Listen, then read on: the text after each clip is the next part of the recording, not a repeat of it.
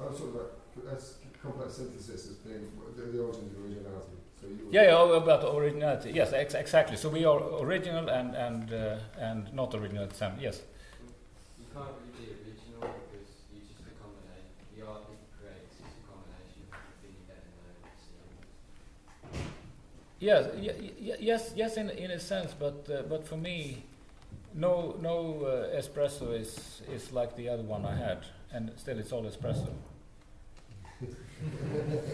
You know, every day is a different. It tastes a bit different. It's always different. You know, but the important thing in music, since we are here to talk about music, is that you relax about it and you let yourself be who you are. Yeah, do you feel there's sometimes with music there's contradictory things that you actually can't deal with, and with them that's what the music's for, is to try and balance. You're trying to find a balance sometimes between, say, one of them would be sort of technical perfection and feel and emotionism, or ugliness and beauty that music often has, because life has these two things in it often that we as human beings we think we can join them together, but we can't, and music's a way of dealing with that. Yeah, yes, this is sort of what I'm talking about. This is sort of what I'm addressing here. But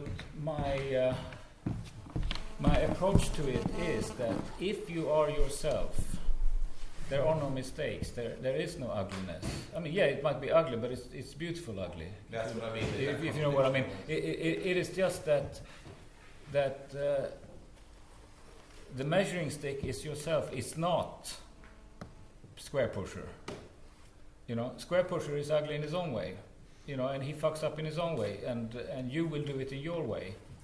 And it's like we're all trying to make the perfect circle, but we fail. Yeah? How much do you think is that based on exterior aspects? Well, that totally. It is because we want to belong. And we are all very afraid of not being adequate. Do you think many people can be lost in themselves because of the idea of belonging? Yeah, I mean that's the whole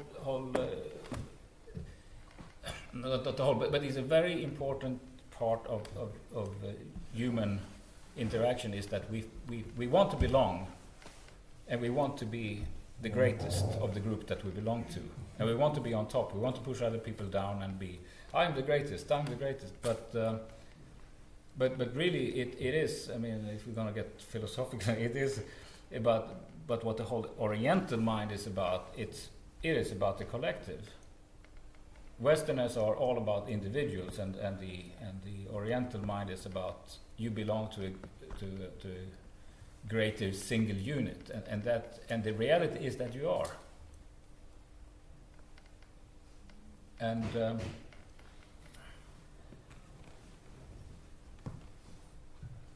it's about having the confidence in just being just as good as you are, and just leaving this kind of desire to live up to expectation at the side, and just forget about it, and refocus on what actually intrigues you. My journey is about discovering. I'm still a student of music. I play, and some people like what I play, so they come and give me money, and that's fantastic. But that's not why I do it. I would be just as happy running a cafe somewhere and just serving espresso to people, because that's one of my other passions in life. You know, so give me a great Italian machine, and I'll do coffee for people, and I'll be very happy.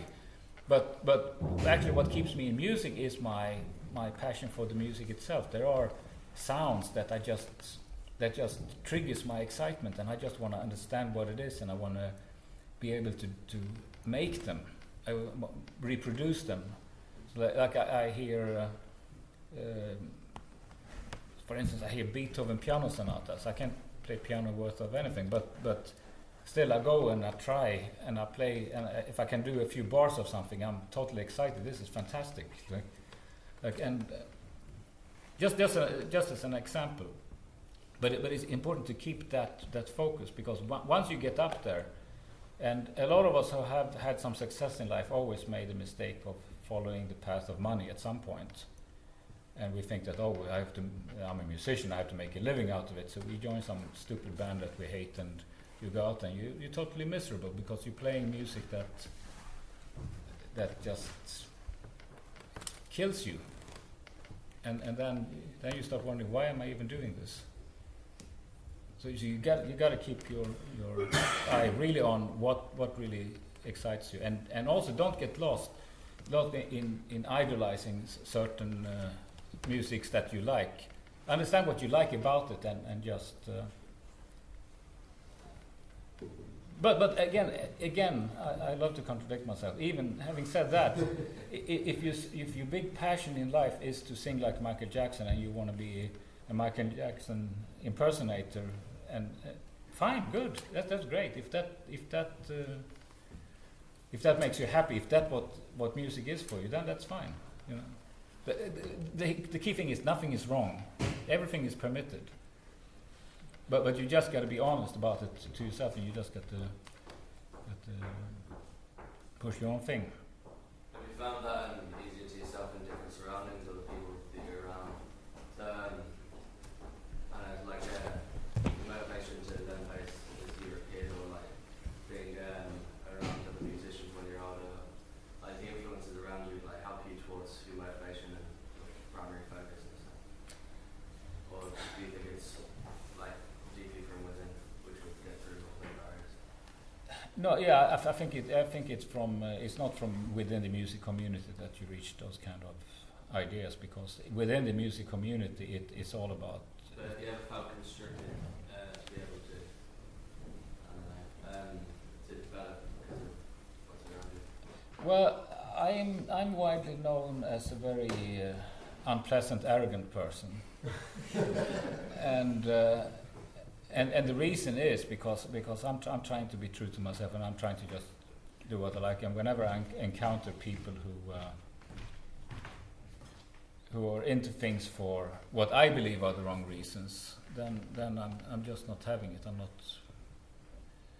not going to facilitate that kind of thought. And for some reason, I was lucky. I was always strong enough to just, I like this, and I do it. And if I'm in some kind of situation and it just goes the wrong way, I just say, okay, sorry, I'm not going to do this. And it does create conflict sometimes, but yeah, but it's better. It's better that way. Do you feel like you're still on a journey in terms of that interface with the world? Because I think. Yeah, of course. Yeah. Yeah. I mean, it goes on until you die, if you want, and if you keep it alive. If you. So what keeps you excited about the bass? Nothing. Nothing. No. You know, it's again it's a duality. I mean, I play bass. I've always played bass, so that is what I can do, right? But what matters to me is the music. But isn't it that the excitement of creating music by the bass? Well, that's my voice. Yeah. You know, I don't have a choice anymore. Okay. I cannot pick up the trumpet and believe that I will, in my lifetime, be as eloquent on it as I am on the bass. So that just happens to be what I can do. And but in itself, it's just a piece of wood with 4 strings on it. But I know where those strings are. I can navigate it. So if I have an idea, I know how to get it out. And I wish I was a singer. I wish I could sing on the same level as I can play bass, because then I wouldn't have to carry anything. and also it's a more direct approach, because therapeutically, I think to sing is much more is much stronger than playing an instrument. So touching on that subject, have any of you ever experienced the therapeutic effects of music? Yeah. Tell me about it. Somebody tell me something. I was quite ill. Yeah. I always loved music from the age of 13, and I discovered Nirvana, and then for some reason moved me like, wow, what you have to say. Yeah. So I've always been in a band. But I fell ill from smoking weed. Uh-huh. So then being in a band helped rehabilitate me Mhm. out into the world. And Mm. I've always had a love for playing and notes that just make my hair stand on end. Yeah. Anybody else? Done the world. Yeah. How? You just listen to music, you can take your mind off what's doing you, what's like that anyway. Uh-huh. It's like following me, it's distracting you a bit sometimes. Ah, good thing there. What you're doing is you're not taking your mind off something, you're switching your mind on. Actually, and it's interesting. You all heard about yoga, at least you know what yoga is. And actually, one benefit of music is that it makes us able to actually focus for an extended period of time. And this is extremely important, particularly in this day and age, with the flickering media that surrounds us all the time. You hear this and this and this and this, and everything is going on. When you play, you got to keep your mind on this thing, even if it's a short piece of 2 minutes. At least for those 2 minutes, your mind is focused.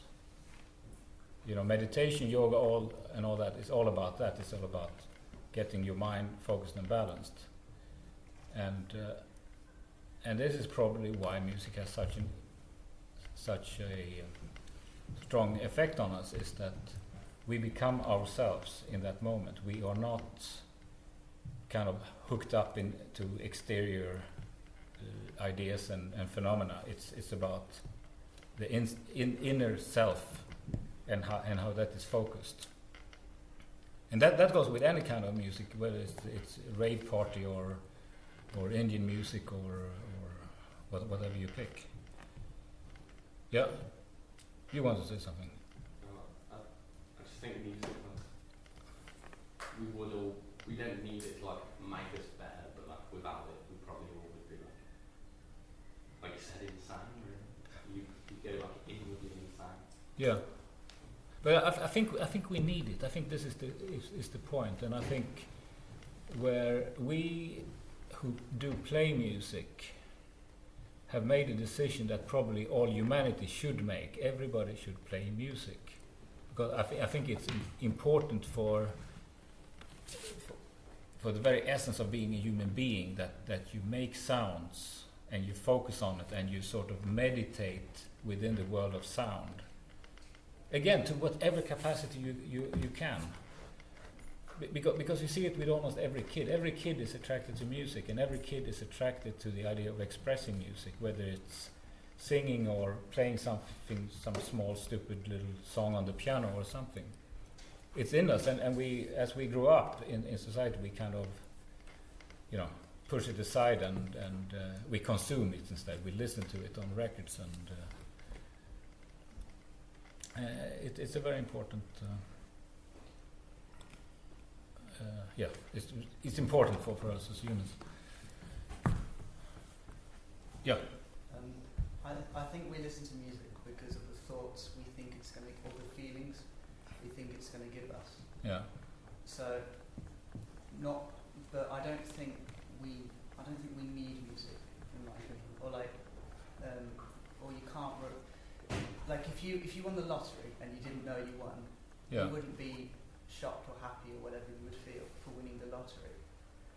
So if if we go to listen to music like we eat a snack because we think we get pleasure out of it or whatever, if we end up relying on that, I think that can backfire. So you think music is a drug? If you look at it the wrong way, yeah. Okay. I mean that's an interesting thought. It's the way. I just think it depends. I think we listen to music, or the reasons we listen to music depends on our look on life in general. Yeah, but I have a huge disagreement with you on one point, and that is that the important is not listening to music. The importance is making music. Or even beyond that, the important is being music. Yeah?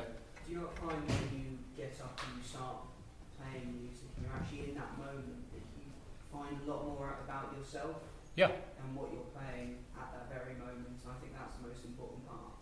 Yeah. You can lose yourself in the moment of playing, no matter what it is, and you find a lot more out in what you're doing, who you are, and what's actually going on. Yes, absolutely. It is. We're living in dreams, and we're living in illusions, and we have a script for our lives that is imposed on us by our culture and tradition. Like our parents tell us, you should do this and you should be this. Your school teachers tell you that, oh, you should be that, and then as a teenager you rebel and you become whatever.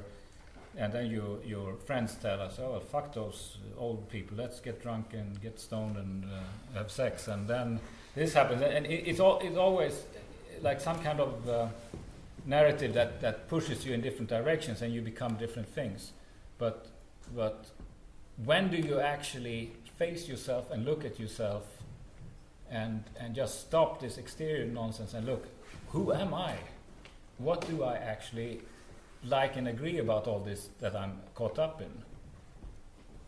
And one of those moments that you do that because it's just so absolute. And again, it comes back to the idea of language and other things about music that when you're in this moment, it's so absolute. There's nothing that can be misunderstood about it. It's you facing your own emotions. Yeah. Going back to what you said about meditation, yeah. Like the idea that kind of, and when people do that, they're holding a note, yeah, allows you to just clear your head. Like, can be playing something, I don't know, just to kind of, get away from everything, or just, you're practicing, and then you'll find, like, I don't know, 3 notes, so you just end whatever kind of phrase that you're doing. Yeah. And like either 3 or 2 of those notes, the last note will resonate, and then all of a sudden you just kind of, it's like a plug, you just pull it. Yeah. And with that note, everything just kind of drones out. Yeah. Just everything kind of washes away, and you can just sit there listening to that note drone out. Sure. Right, as long as it does. And then you have to play the notes again, just to try and get, and then, almost dwell on just that one note. Just yeah. Yeah. Right, exactly. That's a great description of what that is. Yeah. And there's a individual called Gurdjieff that some of you might have heard of and some might not. Gurdjieff was a Greek-Russian, like a Russian of Greek origin. He went to India and he picked up a lot of Oriental teachings. He came back to Russia and he created this sect, let's call it sect for simplicity, with his teaching, westernized Orientalism basically, and he taught. And a lot of it was crap, but some of it was very, very real and important. And one thing he said is that we're sleeping. We are sleepwalking. We are mechanically reacting to reality. We are programmed to react. So somebody tells you good morning, you just go good morning. You actually don't really think about, is it a good morning? Do I like this guy? Am I expressing some kind of love here or some kind of appreciation? Or no, it's just it starts pressing 2 buttons and it goes, right? And to be a human being, you really need to wake up from that. You need to be aware. Every little bloody thing you do in life, you need to what is this? Where am I? Who am I? What am I doing? I mean, it's extra important in music, but in life in general, you just have to consider everything you say, consider everything you do. If you say something, if you talk something, if you express an opinion, like really think back, what did I just say? Does that make any sense? Did I actually speak the truth? And again, contradiction. You just got to put out what you internalize. You have to express it quickly before it gets corrupted, before you get too controlled over it. It's a combination of being direct and immediate and being aware. It is not about intellectualizing what you do. It's just there's another great human being who walked the earth called Krishnamurti, and he had this concept of self-observation. You need to observe yourself as you do things, as you progress through life. You know, and sometimes in life it takes a smack in the head to wake up. You know, people have accidents, like severe accidents, and they break the bones and they end up in hospital, and then all of a sudden they realize, oh fuck, what am I doing in my life? What am I doing with it? You know, who do I love? Why do I express this and that to that and that person? And you realize the possibility of your own demise. You're gonna bloody die one day. How much time do you have? What do you waste your time on? So, and what music do you play? I mean, it all comes together like that. But you got to wake up. You got to see yourself. You got to know that what you're doing is because you really feel it. Yeah. The Western world doesn't really advocate that as much as it could be, in the sense that it's very revolved around the idea of you've got to work for whatever reason, but so caught up in the end point and so caught up in what could be, you forget everything that's happening now. Everything is in between the points rather than at the end one. What do you mean exactly? And like I said, realizing the life that you have now, in the sense that don't just do a load of actions to wait to be awakened one day, to wait for your destiny or your target or your goal. Yeah. But realize that every moment in between is the full. Yeah, it's about the journey. It's not about the goal. You know, it's about because you never get there. That's the tragedy of it. If you only focused on, oh, I'm going to become this, I'm going to do that. You know, in the few instances that you actually have success and you get there, you realize, what the hell is this? You know, and that is why you see many people who seems incredibly successful and they're total wrecks. Yeah. That's my explanation for midlife crisis. So someone Yeah. their whole life working towards something, they actually get there at the age of 40 or whatever, and think, hang on, I've actually missed everything working towards this one thing. I'm still the same person. I feel exactly the same. Yeah. Yeah. Just going out there, buying drunk kids and fast out and try and relive the life of last. Yeah. No, exactly. And it related to that, one very important advice that most people never get in their life, and that is that you got to be your age. Because if you want to be younger than you are, or older than you are, or whatever, you miss the beauty of that specific age you're in and what you are doing and how that feels and what you can do. You know, you grow older, and you just you gracefully accept that shit changes. You know, you become something different, you transform. And the beauty is how life is a huge arc. It goes from this point and it comes here. Sometimes it just stops here, but that's just tough luck. But you just got to be in it with an awareness and reality that so you appreciate every bloody step of the way. I mean, you're in school now, so appreciate what you can get out of this, because this is a luxury that you will never ever have once you're out of here. The freedom of time and access to information that you have now is incredible. And if you think about it, like once you move on to the next level, you got to pay for your own stuff. You got to make a living. You got to have somewhere to live. You got to, you know. All of a sudden, time is disappearing, and you just get up in the morning and you do your thing, and all of a sudden, oh, well, where did this week go? And another thing that I also don't know if it's ever explained to younger people enough is that time accelerates as you grow older. When I was young, like a year was a massive amount of time. Now they just go like this. They just pass, like 10 years went by. Oh, holy shit, what happened? You know. So you got to be in it, 100%, and you got to wake up, even if you have to hit yourself with a cricket bat to do it. You just got to. And there's also something else that one has in this age hasn't failed. There is no fear of failure. There is no defeat. What do you mean exactly? Because people, after a while, I mean, if you look at kids, they can learn something really quick. They can be really good with a skateboard in like 1 month because they are not afraid of the pain that comes from the falling. Yeah. And they are not like, oh, what if I do that? They don't have this kind of questions. Mm-hmm. And as you grow up, you start doubting and you start knowing what failure is, Mm-hmm. and you want to avoid it. Yeah. Which you don't do anymore.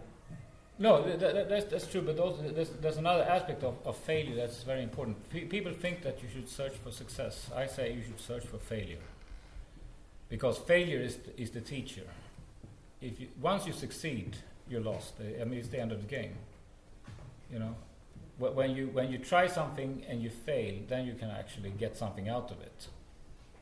You know, if you do something and it's just perfect, then okay, what now? You know what I mean? So